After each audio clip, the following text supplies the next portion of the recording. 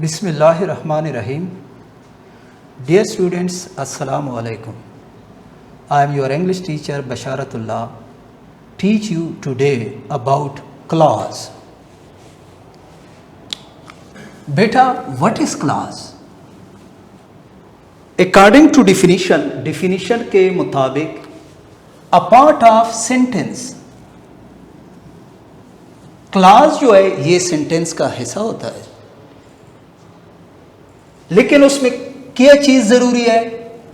किसी भी सेंटेंस का वो हिस्सा जिसमें सब्जेक्ट और प्रीडिकेट हो तो वो क्लास होगा। दोबारा सुने, class a part of sentence, किसी भी सेंटेंस का वो हिस्सा हैविंग सब्जेक्ट एंड प्रीडिकेट, जो सब्जेक्ट और प्रीडिकेट रखता है उसको हम कहते हैं क्लॉज। तो तरतीब से आते हैं बेटा। सबसे पहले हमने सब्जेक्ट और प्रीडिकेट जो है इसको समझना है, जो सेंटेंस के अंदर होता है। जब तक आप सब्जेक्ट एंड प्रीडिकेट को नहीं समझते हैं उस वक्त तक क्लास को समझना इंतहाई मुश्किल है।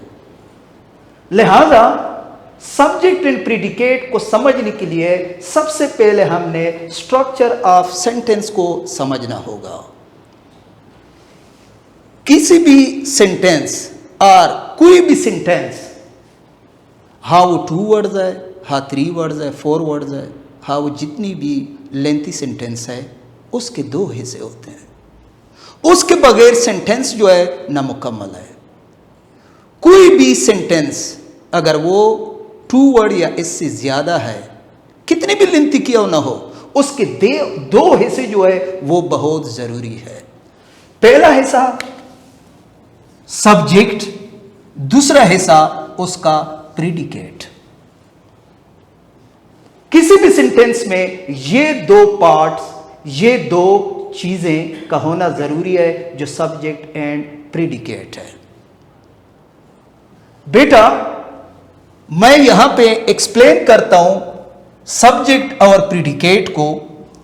एक सेंटेंस जो है यहां पे मैं लिख देता हूं, डॉग बार्क्स। सेंटेंस का वो हिस्सा या वो वर्ड या ग्रुप ऑफ वर्ड्स जिसके बारे में कुछ बताया जाता है, जिसके बारे में कुछ मालूमात दी जाती है, वो हमेशा के लिए सब्जेक्ट होता है। यहां पे बेटा अगर आप देखें किसके बारे में बताया जाता है कि वो भूंगता है, बार्क्स, डॉग के बारे में। तो डॉग क्या है बेटा? ये सब्जेक्ट है। और जो कुत्ते के बारे में मालूमात दी जाती है, जो इंफॉर्मेशन दी जाती है, कुत्ते के बारे में जो बताया जाता है, tell something about the subject, tell something about the dog, वो क्या है? वो बार्क्स है। बार्क जो है ये कुत्ते के बारे में मालूमात देती है। जो मालूमात देती है वो यहां पे बार्क्स है। तो जो मालूमात देती है वो हमेशा के लिए हमारे पास क्या होता है? प्रेडिकेट। जिसके बारे में मालूमात दी जाती है वो सब्जेक्ट होता है।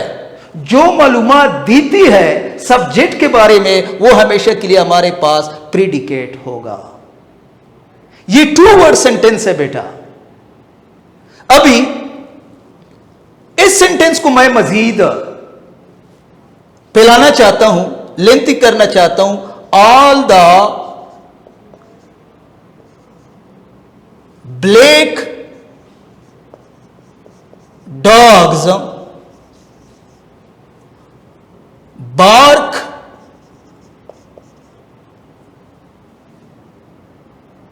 इन द स्ट्रीट। अभी देखो बेटा, ये लेंथी सेंटेंस हुआ। यहां पे अगर आप देखें किसके बारे में बताया जाता है कि bark in the street, all the black dogs, group of words है। तो ये 1 2 3 4 इसको हम क्या कहते हैं? सब्जेक्ट। इसका मतलब ये हुआ कि अगर ग्रुप ऑफ वर्ड बहुत ज्यादा अल्फाज भी आ जाएं तो वो भी सब्जेक्ट है। इसी तरह bark in the street, predicate में बार्क भी है, एन भी है, दी भी है, स्ट्रीट भी है, तो ये भी हमारे पास प्रेडिकेट है।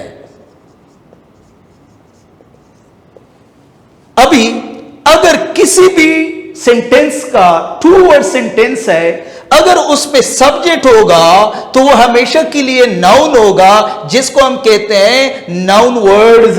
तो dog is a name of an animal, तो डॉग जो है ये नाउन है। कोई भी अगर सिंगल वर्ड है किसी भी सब्जेक्ट में, वो या नाउन होगा या प्रोनाउन। तो लिहाजा डॉग जो है यहां पे नाउन है। अगर ग्रुप ऑफ वर्ड्स आ जाए बतौरे सब्जेक्ट में, ग्रुप ऑफ वर्ड्स आ जाए, ऑल द ब्लैक डॉग्स, कल भी नेक्स्ट प्रीवियस लेक्चर भी मैंने समझाया था, वो हमेशा के लिए क्या होगा? Noun phrase. इसी तरह यही समझाना आपके लिए जरूरी है कि अगर सिंगल वर्ड है सब्जेक्ट तो वो नाउन या प्रोनाउन होगा, अगर ग्रुप ऑफ वर्ड्स है तो वो हमारे पास नाउन फ्रेज होगा। इसी तरह बार्क इन द स्ट्रीट, ये मुकम्मल तौर पर हमारे पास वर्ब फ्रेज जो है बन जाता है, जिसके बारे में हम बाद में पढ़ेंगे। अभी बेटा आते हैं मेन टॉपिक की तरफ। सब्जेक्ट के बारे में, प्रेडिकेट के बारे में बताया कि सब्जेक्ट वो लफ्ज या ग्रुप ऑफ वर्ड्स होता है सेंटेंस में जिसके बारे में कुछ बताया जाता है, और जो कुछ उस सब्जेक्ट के बारे में बताया जाता है वो हमारे पास हमेशा के लिए प्रेडिकेट होगा। मेरे पास एक सेंटेंस है, मैन प्रपोजेस। कौन प्रपोज करता है? मैन। ये क्या है? सब्जेक्ट। Is subject. प्रपोजेस क्या है? इसका प्रेडिकेट है। मेरे पास एक दूसरा सेंटेंस है, गॉड डिस्पोजेस। ये मेरे पास गॉड के बारे में बताया जाता है, ये इससे डिस्पोजेस गॉड के बारे में बताता है, तो ये हमारे पास किया है प्रेडिकेट। अभी देखो बेटा, इस दो सेंटेंसेस को आपस में मैं जोड़ता हूं, कनेक्ट करता हूं, और जब कभी हम दो सेंटेंसेस को आपस में मिलाते हैं तो वहां पे कंजंक्शन का होना जरूरी है। अभी बेटा थोड़ा समझाने की मैं कोशिश करता हूं कि कंजंक्शन जो है बेटा वो क्या होता है। जो पार्ट्स ऑफ स्पीच में आप बाद में डिटेल से पढ़ेंगे, लेकिन यहां पे कंजंक्शन के बारे में थोड़ा पढ़ना इंतहाई जरूरी है। देखो बेटा, कंजंक्शन जो है ये भी वर्ड है like noun pronoun. Connect words अल्फाजों को मिलाता है, एज वेल एज सेंटेंसेस। ऐसे लफ्ज जो वर्ड्स को आपस में मिलाता है या सेंटेंसेस को आपस में मिलाता है, उस पार्ट्स ऑफ स्पीच को, जो 8 पार्ट्स ऑफ स्पीच है, उसको हम क्या कहते हैं? कंजंक्शन। अभी कंजंक्शन जो है बेटा, यहां पे बट जो है बेटा, ये हमारे पास कंजंक्शन है।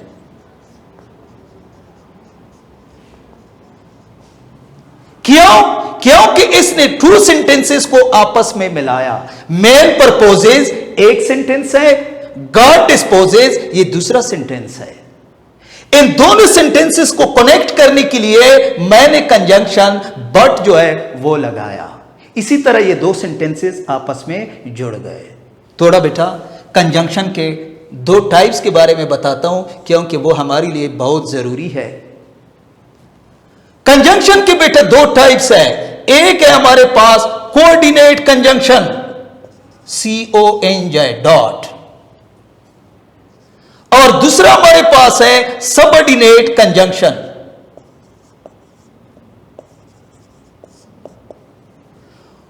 कोऑर्डिनेट कंजंक्शन के टाइप्स जो है हमारे पास, उसको हम लिख सकते हैं फेन बॉयज। फेन बॉयज में इफ से क्या आता है फॉर, ए से क्या आता है एंड, बी से क्या आता है बट, एन से क्या आता है नॉर, ओ से क्या आता है और, वाई से क्या आता है येट, एस से क्या आता है सो। ये जितने भी वर्ड मैंने बताए फॉर, एंड, बट, नॉर, और, यट, सो, इसको हम कहते हैं कि हमारे पास कोऑर्डिनेट कंजंक्शन है। इसी तरह सबऑर्डिनेट कंजंक्शन किया है, इसमें हमारे पास दैट, बिकॉज, इसी तरह ऑल्दो, इफ, एटसेट्रा। इसके बारे में हम जब कंजंक्शन पढ़ेंगे तो इसके बारे में हमने डिटेल से पढ़ना है। अभी बेटा कोऑर्डिनेट कंजंक्शन आपको समझाने की यहां पे मुख्तसरन क्यों जरूरत पेश आई? जरूरत इसी वजह से पाई कि जब आप ये conjunction for, and, but, nor, और, यट किसी भी टू सेंटेंसेस को कनेक्ट कर लेते हैं तो दोनों सेंटेंसेस जो होंगे, जो कनेक्ट करते हैं, जिस तरह मेरे पास एक सेंटेंस मैन प्रपोजेज और गॉड डिस्पोजेज। अभी कंप्लीट सेंटेंस बेटा मेरे पास किया है। कंप्लीट सेंटेंस बेटा आपका man proposes but God disposes तक, ये आपके पास कंप्लीट सेंटेंस है। और ये सिंगल सेंटेंस है, जिस तरह ये सिंगल है, ये सिंगल है। क्यों? क्योंकि बट ने इन दो सेंटेंसेस को आपस में मिलाया और ये हमारे पास एक सिंगल सेंटेंस बन गया। अभी हम बेटा आते हैं क्लास के डिफिनीशन की तरफ। क्या बताया था बेटा? Class a part of sentence, किसी भी सेंटेंस का वो हिस्सा, हैविंग सब्जेक्ट एंड प्रीडिकेट, जिस पे सब्जेक्ट और प्रीडिकेट मौजूद होता है, वो क्लास होगा। अभी बेटा अगर हम इस सेंटेंस को देखें जो दो सेंटेंस से मिलकर एक सिंगल सेंटेंस बन गया, क्या इस सेंटेंस का एक हिस्सा ये है या नहीं है? मैन प्रपोजेज और बट गॉड डिस्पोजेज, एक हिस्सा ये है। इस कंप्लीट सेंटेंस का man proposes but God disposes, क्या ये पार्ट जो है सेंटेंस का बट से पहले, इसमें ये मैन किया है बेटा? सब्जेक्ट है। प्रपोजेज किया है बेटा? ये है प्रेडिकेट। अभी देखो इस सेंटेंस के अंदर man proposes but God disposes, इसका ये हिस्सा जिसमें मैन प्रपोजेज एक सब्जेक्ट है, एक प्रेडिकेट है, तो ये हमारे पास क्या हुआ बेटा? ये हमारे पास है क्लॉज। ये हमारे पास क्लॉज है। अभी इसके सेंटेंस के अंदर दो क्लॉज है हमारे पास। दूसरा देखें, बट के बाद ये क्या है? सब्जेक्ट है और ये क्या है? प्रेडिकेट है। इससे मुराद ये हुआ कि मैन प्रपोजेड बट गॉड डिस्पोजेज जो सेंटेंस है, एक सिंगल सेंटेंस है, इसमें टू क्लॉज है। क्योंकि अगर कंप्लीट सेंटेंस में देखें तो मैन प्रपोजेज ये सब्जेक्ट प्रेडिकेट है, सेंटेंस का हिस्सा है। इसी तरह गॉड डिस्पोजेज ये भी complete man proposes but God disposes का एक हिस्सा है, ये भी सब्जेक्ट एंड प्रेडिकेट है। तो हम कहते हैं कि ये टू क्लॉजेज सेंटेंस है, कि इस सेंटेंस के अंदर हमारे पास टू क्लॉज है, टू क्लॉजेज है इस सेंटेंस के अंदर। वंस अगेन दोबारा समझाने की कोशिश करता हूं। मैन प्रपोजेज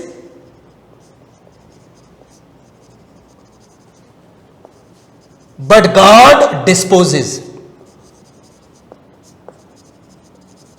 देखो ये एक सिंगल सेंटेंस है यहां से लेकर यहां तक, क्योंकि फुल स्टॉप यहां पे आया है।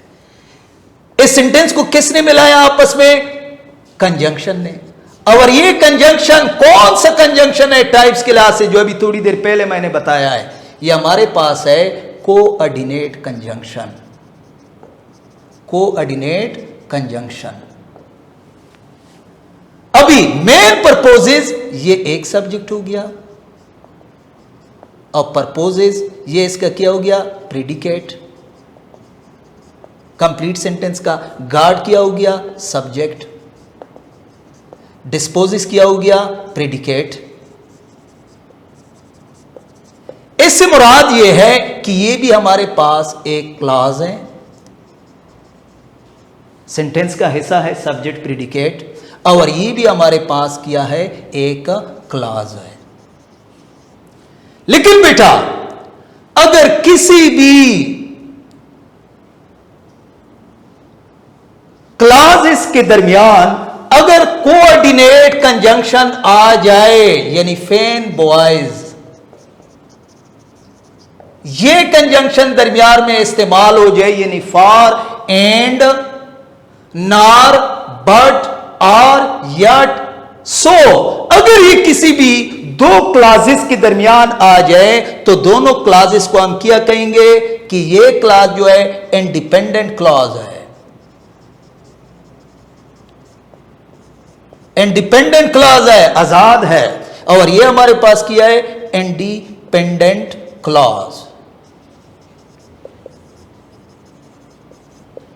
इससे मुराद ये है कि ये क्लास का इस क्लास पर कोई डिपेंड नहीं है, और इस क्लास का इस क्लास के ऊपर कोई डिपेंड नहीं है। इसी वजह से इस क्लास को भी हम इंडिपेंडेंट क्लास कहते हैं, और इसको भी हम इंडिपेंडेंट क्लास कहते हैं। अभी देखो बेटा किस तरह इंडिपेंडेंट है।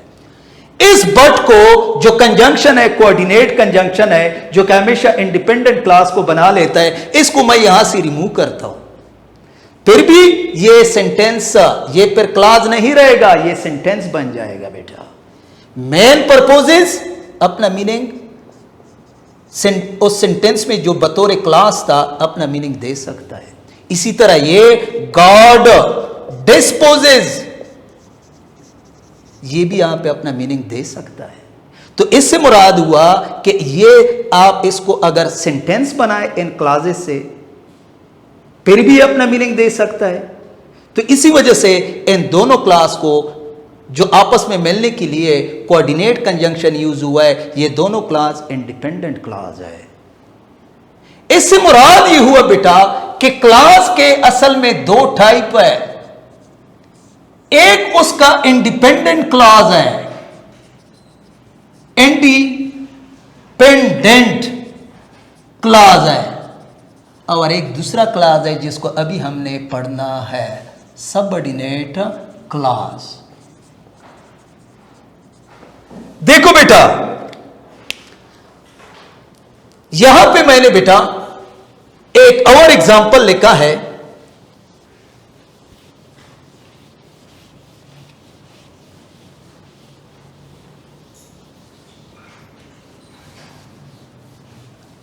यहां पे बेटा देखो, ये सेंटेंस जो है, देयर स्टेड व्हेन इवनिंग केम, अगर इस सेंटेंस में आप बेटा देखें, दे जो है किसके बारे में बताया जाता है कि वो उन्होंने आराम फरमाया, दे के बारे में ये किया है सब्जेक्ट। कौन बताता है दे के बारे में, द वर्ड रेस्ट, ये किया हो गया प्रेडिकेट। व्हेन किया है बेटा, ये हमारे पास है कंजंक्शन। और अगर देखे इवनिंग किया है, किसके बारे में बताया जाता है कि शाम के बारे में बताया जाता है, मगरिब के बारे में, ये किया है बेटा सब्जेक्ट है। और केम जो है ये बताया जाता है इवनिंग के बारे में कि हो गई, क्या हो गई, शाम हो गई, तो ये हमारे पास किया है प्रेडिकेट। अब देखो इससे मुराद ये हुआ कि ये भी सब्जेक्ट इन प्रेडिकेट है, ये भी सब्जेक्ट इन प्रेडिकेट है, ये दोनों क्लॉज है, तो ये भी हमारे पास किया हुआ क्लॉज, और ये हमारे पास किया हुआ क्लॉज। लेकिन बेटा यहां पे जिस तरह हमारे पास ये इंडिपेंडेंट क्लास है, ये इंडिपेंडेंट क्लास है। वजह क्या है कि यहां पे कंजंक्शन जो यूज हुआ है वो कोऑर्डिनेट कंजंक्शन है, और यहां पे जो कंजंक्शन यूज हुआ है व्हेन, ये बेटा टाइप्स के लिहाज से ये सबऑर्डिनेट कंजंक्शन है, सबऑर्डिनेट कंजंक्शन। अभी ये कंजंक्शन जो है सबऑर्डिनेट है, इससे मुराद हुआ कि जहां पे सबऑर्डिनेट कंजंक्शन आ जाए, सबऑर्डिनेट का मतलब है बेटा मातहत, सबऑर्डिनेट। इससे मुराद ये हुआ कि व्हेन जो सबऑर्डिनेट कंजंक्शन है, इसने इस क्लास को, जो ये वाला क्लास है, इस क्लास को क्या क्लास बना दिया? Subordinate class.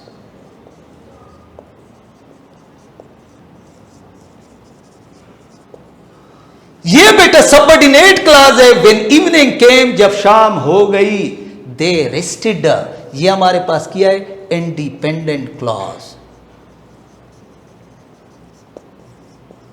देखो बेटा,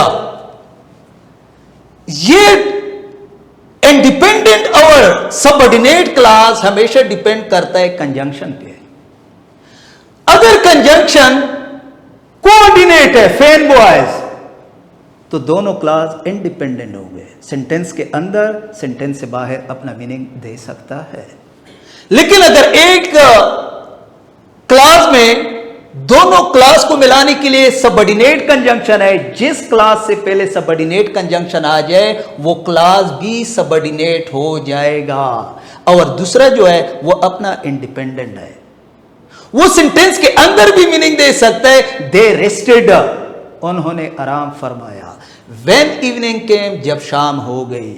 लेकिन इसको मैं लिख सकता हूं दे रेस्टेड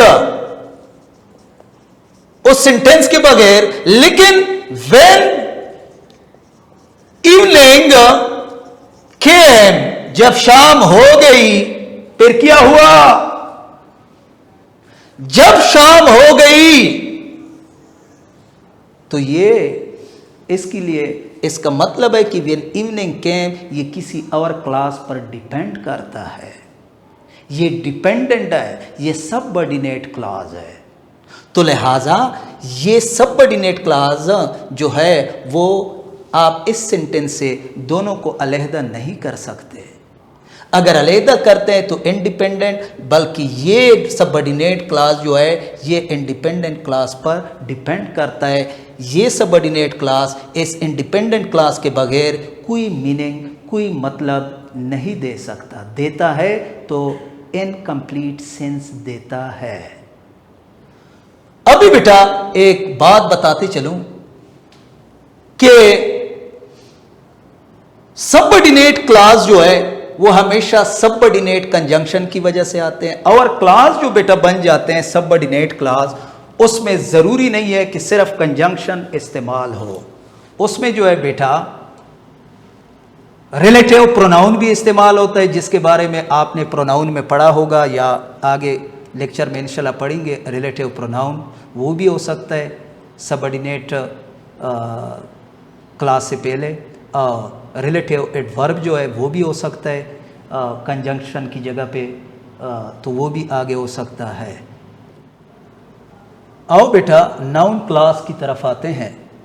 ये सब कुछ जो मैंने पहले समझाया ये असल में बैकग्राउंड नॉलेज है। अगर उस बैकग्राउंड नॉलेज को आप नहीं समझते हैं, क्लास को, independent class, subordinate class, coordinate conjunction और सबऑर्डिनेट कंजंक्शन, तो नाउन क्लास को समझना इंतहाई नामुश्किल है। आते हैं बेटा, noun class is a subordinate class. Noun class जो है बेटा ये सबऑर्डिनेट क्लास है। थोड़ी देर पहले मैंने सबऑर्डिनेट क्लास के बारे में बताया कि सबऑर्डिनेट क्लास वो क्लास होता है जो सब्जेक्ट एंड प्रेडिकेट रखता है, जो किसी भी सेंटेंस का हिस्सा होता है, लेकिन सेंटेंस से बाहर निकाले तो वो अपना मीनिंग जो है वो सही तरीके से नहीं दे सकता। लिहाजा यहाँ पे नाउन क्लास जो है सबऑर्डिनेट क्लास है। अभी नाउन क्लॉज जो है वो किसी भी सेंटेंस के अंदर जो प्लेस नाउन का होता है पोजीशन, और जो पोजीशन या प्रोनाउन का होता है, और जो पोजीशन नाउन फ्रेज का होता है किसी भी सेंटेंस के अंदर, वो हमेशा के लिए नाउन क्लॉज जो है बेटा वो फिल करेगा। बेटा नाउन फ्रेज के लेक्चर में मैंने बताया था कि नाउन और प्रोनाउन और नाउन फ्रेज ये सेंटेंस के अंदर कौन सी जगह को फिल करता है। देखो बेटा, नाउन और प्रोनाउन और नाउन फ्रेज हमेशा के लिए किसी भी सेंटेंस के अंदर बतौरे सब्जेक्ट आते हैं। फॉर एग्जाम्पल मैं थोड़ा सा आप लोगों को समझा देता हूं यहां पे। For example, Ahmad ate an apple. अगर आप इस सेंटेंस में देखें किसके बारे में बताया जाता है कि वो सेब खाता है? अहमद के बारे में। अहमद क्या है बेटा? नाउन है, उसने सब्जेक्ट का पोजीशन फिल कर दिया। अभी आते हैं आई eight an Apple. I eight an Apple. आई क्या है? किसके बारे में बताया जाता है? एट एन एप्पल, आई के बारे में। आई क्या है? प्रोनाउन है। पोजीशन क्या है बेटा? सब्जेक्ट है। अहमद भी सब्जेक्ट है, आई भी सब्जेक्ट है, और ये इस सेंटेंस का दोनों जो है वो सब्जेक्ट है। इसकी जगह पे ग्रुप ऑफ वर्ड्स भी आ सकता है। For example, all the boys ate apples. अभी ऑल दी बॉयज जो है ये ग्रुप ऑफ वर्ड्स है, और इस ग्रुप ऑफ वर्ड्स के बॉय जो है वो हेड है, ऑल और दी जो है ये इस पर डिपेंड करता है। ये हमारे पास नाउन फ्रेज हो गया। तो ये नाउन फ्रेज जो है यहां पे भी ये सब्जेक्ट को कंप्लीट करता है। देखो बेटा, किसी भी सेंटेंस में जो वर्ब होगा, जिस तरह यहां पे मैंने हर जगह पे एट वर्ब इस्तेमाल किया, उस एट का जो है जरूरी ना जरूरी उसका सब्जेक्ट होगा जिसके बारे में वो कुछ बताएगा, जिसको हम सब्जेक्ट वर्ब एग्रीमेंट भी कहते हैं। अभी बेटा इस अहमद की जगह पे क्लॉज भी आ सकता है। क्लॉज से मुराद है a part of a sentence having subject and predicate. अगर किसी भी सेंटेंस के सब्जेक्ट की जगह पे कोई क्लॉज आ जाए तो हमेशा के लिए नाउन क्लॉज होगा। इससे मुराद ये हुआ कि सब्जेक्ट जो होता है वो नाउन क्लॉज भी सब्जेक्ट की जगह पे इस्तेमाल होता है। यानी noun clause fills the same slot as noun, pronoun और noun phrase filled in a sentence. अगर देखे बेटा, ये एग्जाम्पल जो मैंने दिया है, ये वट एवर ही सेड। अब ये इस जो है बेटा ये हमारे पास वर्ब है। अभी इस वर्ब का जो है हमारे पास सब्जेक्ट तो होना चाहिए। जिस तरह यहां पे एट का सब्जेक्ट अहमद है, यहां पे एट का सब्जेक्ट आई है, यहां पे एट का subject group of word noun phrase है, इसी तरह इसका भी कोई सब्जेक्ट होना चाहिए, और वो सब्जेक्ट बेटा क्या है? क्लॉज है। क्यों? क्योंकि ही किया है बेटा सब्जेक्ट, सेट किया है बेटा इसका प्रेडिकेट है। A part of sentence what ever he said is true, complete sentence है। अभी पार्ट ऑफ सेंटेंस किया है? ही सेड, ये पार्ट ऑफ सेंटेंस है। ही जो है वो भी सब्जेक्ट है, और सेड जो है वो प्रेडिकेट है। क्लॉज तो हुआ पूरी सेंटेंस का, what ever he said is true. और वट एवर किया है बेटा, ये हमारे पास कंजंक्शन है। कंजंक्शन बेटा शुरू में भी आ सकता है। What ever he said, what ever conjunction, what we call compound conjunction. Whatever he said, और कंजंक्शन कौन सा है? सबऑर्डिनेट। और सबऑर्डिनेट कंजंक्शन मैंने पहले बताया कि सबऑर्डिनेट कंजंक्शन अगर आ जाए तो उसके बाद वाला क्लास क्या होगा? Subordinate class. Noun class is a subordinate class. Whatever he said बेटा ये सबऑर्डिनेट क्लास है, क्योंकि इसकी शुरू में सबऑर्डिनेट कंजंक्शन आया है। और ये इज जो है इसका ये किया है कंप्लीट ए क्लॉज जो है वो इसका एक सब्जेक्ट है। इसी वजह से इस कंप्लीट क्लास को हम कौन सा क्लास कहेंगे क्लास के बारे में, तो हम इसको कहेंगे कि ये हमारे पास नाउन क्लॉज है। आते हैं बेटा किसी भी सेंटेंस में जो ऑब्जेक्ट होता है, वो ऑब्जेक्ट जो होता है वो भी हमेशा के लिए या तो नाउन होगा या प्रोनाउन होगा या नाउन फ्रेज होगा या नाउन क्लॉज होगा। अभी देखते हैं बेटा, जिस तरह के मैंने यहां पे लिखा है Ahmad ate an apple. Object क्या होता है? ऑब्जेक्ट बेटा वही होता है जो एक्शन रिसीव करता है, जिस पर हमारा काम होता है। अभी यहां पे जो है बेटा इन एप्पल पे अहमद का काम होता है, क्योंकि एप्पल को वो खाता है या उसने खाया, किस पर काम हुआ, वो एक्शन किसने रिसीव किया? एप्पल। एप्पल क्या हो गया बेटा? इस सेंटेंस के अंदर ऑब्जेक्ट हुआ। और मैंने बताया था नाउन फ्रेजेस में भी कि ऑब्जेक्ट हमेशा के लिए नाउन, प्रोनाउन या नाउन फ्रेज वगैरह हो सकता है। अभी ऑब्जेक्ट जो है बेटा यह हमारे पास किया है एप्पल है, और एप्पल किया है नेमिंग वर्ड है। नेमिंग वर्ड से मुराद ये हुआ कि यह हमारे पास नाउन है। अभी इसके बारे में सेंटेंस तो और बना देता हूं। दे बीटेड हिम, दे बीट हिम। किसको बीट कर दिया? हिम को। तो कौन एक्शन रिसीव करता है? तो किसी भी तो हिम रिसीव करता है। यहां पे इस सेंटेंस में ऑब्जेक्ट जो है प्रोनाउन आ ही नहीं सकता है, आ सकता है लेकिन थोड़ा मुश्किल है, लिहाजा यहां पे मैंने दूसरा फिक्रा लिखा, दे बीट हिम।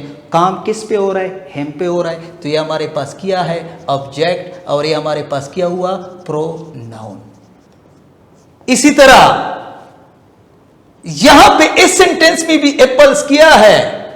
इससे मैं बनाता हूं all the boys at all the apples. अभी बेटा ऑल द एप्पल्स जो है अगर आप इसको देखें, ये ऑल द एप्पल्स जो है ग्रुप ऑफ वर्ड्स आ गया। तो ये ग्रुप ऑफ वर्ड्स हमारे पास किया है नाउन फ्रेज है। तो किसी भी सेंटेंस का जो ग्रुप ऑफ वर्ड्स होता है और वो एक्शन रिसीव करता है उसको हम कहते हैं नाउन फ्रेज। अभी अगर इसी जगह पे वर्ब के बाद ऑब्जेक्ट आता है और उस ऑब्जेक्ट की जगह पे कोई क्लॉज आ जाए जो सब्जेक्ट एंड प्रीडिकेट हो, और उससे पहले जो है बेटा सबऑर्डिनेट कंजंक्शन आ जाए, तो वो क्लास क्या होगा? Subordinate class. और टाइप क्लास क्या होगा? Noun class. देखो बेटा यहां पे ही सेज, वो कहता है। इसका क्या कहता है? दैट ही वोंट गो, कि वो जाना नहीं चाहता। दैट ही वोंट गो जो है बेटा ये हमारे पास से जो है इसका ऑब्जेक्ट है, और ऑब्जेक्ट जो है हमारे पास इसमें ये किया है सब्जेक्ट, वोंट गो किया है प्रेडिकेट, तो ये दैट किया है सबऑर्डिनेट कंजंक्शन। तो सेज जो है ये ट्रांजिटिव वर्ब है, ये इसका सब्जेक्ट है जो से कहने वाला है, जिस पर काम होता है, और जो एक्शन ही से शुरू हुआ है ये क्लास जो है इसको रिसीव करता है। इसी वजह से इस क्लास को हम सबऑर्डिनेट क्लास कहते हैं। दैट ही वोंट गो, वो नहीं जाना चाहता, के फिर किया सबऑर्डिनेट है बेटा, इसी वजह से इसको हम क्या कहते हैं? Subordinate class. किसी भी सेंटेंस का बेटा जो ऑब्जेक्ट ऑफ प्रीपोजिशन होता है बेटा, प्रीपोजिशन हमेशा के लिए नाउन के साथ इस्तेमाल होता है। और फॉर एग्जाम्पल अगर मैं लिख दूं ही गोज टू स्कूल, अभी ही गोज टू स्कूल को देके टू जो है प्रीपोजिशन है, इसका ऑब्जेक्ट मैंने पहले भी बताया था कि हमेशा के लिए या नाउन होगा या प्रोनाउन होगा या जो है नाउन फ्रेज होगा। टू स्कूल नाउन है, इसी तरह प्रोनाउन भी आ सकता है, इसी तरह वो नाउन फ्रेज भी आ सकता है, जो कि मैं पहले आपको नाउन फ्रेज के लेक्चर में डिलीवर कर चुका हूं। तो लिहाजा टू के बाद या कोई और प्रीपोजिशन है, अगर इसके बाद कोई भी क्लॉज आ जाए और उससे पहले सबऑर्डिनेट कंजंक्शन हो, तो वो क्लॉज क्या होगा? Noun clause. फॉर एग्जांपल बेटा, पे केयरफुल अटेंशन, टू के बाद क्या आ गया? जिस तरह वहां पे टू स्कूल है, यहां पे to what I am going to say. To के बाद क्या आ गया? व्हाट किया है? सबऑर्डिनेट। आई किया है? Subject. Are going to school, am going to school किया है? प्रेडिकेट। पहली बात तो यह है कि सब्जेक्ट प्रेडिकेट है, क्लास तो है। अभी टाइप्स के लिहाज से कौन सा क्लास है? यहां पे व्हाट आ चुका है, सबऑर्डिनेट है, कंजंक्शन है, तो ये क्या हो गया? Subordinate class. और चूंकि ये टू है, टू के साथ हमेशा के लिए नाउन आता है, या नाउन फ्रेज या नाउन क्लास आएगा, तो ये हमारे पास नाउन क्लास है। तो ऑब्जेक्ट ऑफ प्रीपोजिशन जो है बेटा, वो भी हमेशा के लिए अगर क्लास आ जाए तो हमारे पास नाउन क्लास होगा। इनडायरेक्ट ऑब्जेक्ट जो बाद में एक्शन रिसीव करता है, एक डायरेक्ट ऑब्जेक्ट होता है, एक इनडायरेक्ट ऑब्जेक्ट होता है। I gave him an apple. देखो बेटा, यहां पे दो ऑब्जेक्ट है, एक हिम है, एन एप्पल है। सबसे पहले कौन एक्शन रिसीव करेगा? एन एप्पल, क्योंकि सेब को उठाना है, तो ये हमारे पास है डायरेक्ट ऑब्जेक्ट। फिर वो किसको दिया जाएगा जो कि बाद में एक्शन रिसीव करता है? वो क्या है? आई ओ, इनडायरेक्ट ऑब्जेक्ट। अभी किसी भी सेंटेंस में अगर इनडायरेक्ट ऑब्जेक्ट है और वो बतौर एक क्लॉज है, for example I will give whoever answer the questions correctly a prize। पहले किया है बेटा? प्राइज है। किसको प्राइज दिया जाता है? Complete whoever answer the question correctly। Prize किया है? डायरेक्ट ऑब्जेक्ट, क्योंकि पहले प्राइज उठाना पड़ता है, फिर किसको देना पड़ता है? whoever answer the questions correctly। ये हमारे पास whoever किया है subordinate conjunction, subordinate conjunction. Answer किया है? सब्जेक्ट है। whoever answers the question correctly, whoever बेटा यहां पे सब्जेक्ट भी है और कोई सबऑर्डिनेट कंजंक्शन भी है। आंसर द क्वेश्चन करेक्टली, यहां पे आंसर जो है बेटा, ये हमारे पास वर्ब है, ये हमारे पास प्रेडिकेट है। यहां पे whoever जो है बेटा, वो यहां पे बतौर सब्जेक्ट भी है और सबऑर्डिनेट कंजंक्शन भी है। और यहां पे आंसर द क्वेश्चन करेक्टली, ये हमारे पास कंप्लीट एक क्लास है, लेकिन whoever आ गया, ये सबऑर्डिनेट है। और गेव का ये किया है? इनडायरेक्ट ऑब्जेक्ट है। तो इनडायरेक्ट ऑब्जेक्ट जो होता है वो हमेशा के लिए नाउन क्लास होगा। अभी बेटा आते हैं सब्जेक्ट कॉम्प्लीमेंट की तरफ। सब्जेक्ट कॉम्प्लीमेंट जो होता है बेटा, हमेशा उसमें एम, इज, आर, एटसेट्रा और भी है, ये आते हैं। ये अपना कंप्लीट मीनिंग नहीं दे सकता। तो यहां पे अगर मैं कहूं आई एम, मैं हूं, क्या हूं, कंप्लीट नहीं है। अगर मैं लिख दूं आई एम ए बॉय, तो बॉय क्या है? नाउन है। और बॉय किसको जो है डिस्क्राइब करता है? आई को। इसी वजह से बॉय आई को कंप्लीट करता है। इसी वजह से हम इन्हें कहते हैं कि ये सब्जेक्ट कॉम्प्लीमेंट है। तो लिहाजा आते हैं, द वरी इज आ गया। That no one might turn up at all, that no one might turn up at all बेटा, दैट क्या है? Subordinate conjunction. No one might क्या है? No one, sorry, no one क्या है बेटा? सब्जेक्ट है। Might turn up at all, ये हमारे पास क्या है? प्रेडिकेट है। इससे मुराद ये हुआ कि इसका सब्जेक्ट प्रेडिकेट भी है और ये दैट सबऑर्डिनेट कंजंक्शन भी है और इज आया है। इसके बाद हमेशा के लिए नाउन या प्रोनाउन या नाउन फ्रेज आएगा। बात जगह पे एडजेक्टिव भी आता है, लेकिन वो हम एडजेक्टिव फ्रेज, एडजेक्टिव क्लास में बेटा पढ़ेंगे। लिहाजा ये हमारे पास किया हुआ नाउन क्लाज है और ये किसको जो है कंप्लीट करता है, द वरी द सब्जेक्ट को। इसी वजह हम इन्हें कहते हैं सब्जेक्ट कॉम्प्लीमेंट। लिहाजा बेटा आज के लेक्चर में मैंने आपको नाउन क्लास के बारे में बताया कि नाउन क्लास क्या होता है। बेटा नाउन क्लास सबऑर्डिनेट क्लास होता है जिससे शुरू में या दरमियान में सबऑर्डिनेट कंजंक्शन यूज होता है, रिलेटिव एडवर्ब भी आ सकते हैं, वो आगे बाद में पढ़ेंगे। और ये वही जगह फिल करता है जो नाउन और प्रोनाउन या नाउन फ्रेज फिल करता है। नाउन और प्रोनाउन क्या फिल करता है? नाउन प्रोनाउन और नाउन फ्रेज हमेशा subject object, object of preposition, indirect object और सब्जेक्ट कॉम्प्लीमेंट पोजीशन को फिल करता है। एग्जाम्पल के ज़रिए मैंने समझाया कि सब्जेक्ट में किस तरह जो है सबऑर्डिनेट क्लाज आता है जो कि नाउन क्लाज होगा, इसी तरह ऑब्जेक्ट में, इसी तरह ऑब्जेक्ट ऑफ प्रीपोजिशन में, इसी तरह इनडायरेक्ट ऑब्जेक्ट में और फिर इसी तरह सब्जेक्ट कॉम्प्लीमेंट में। लिहाजा बेटा उम्मीद करता हूँ कि आप समझ गए होंगे नाउन क्लास को। नेक्स्ट क्लास तक बशारत सर आपसे इजाज़त चाहता है। अल्लाह हाफ़िज़।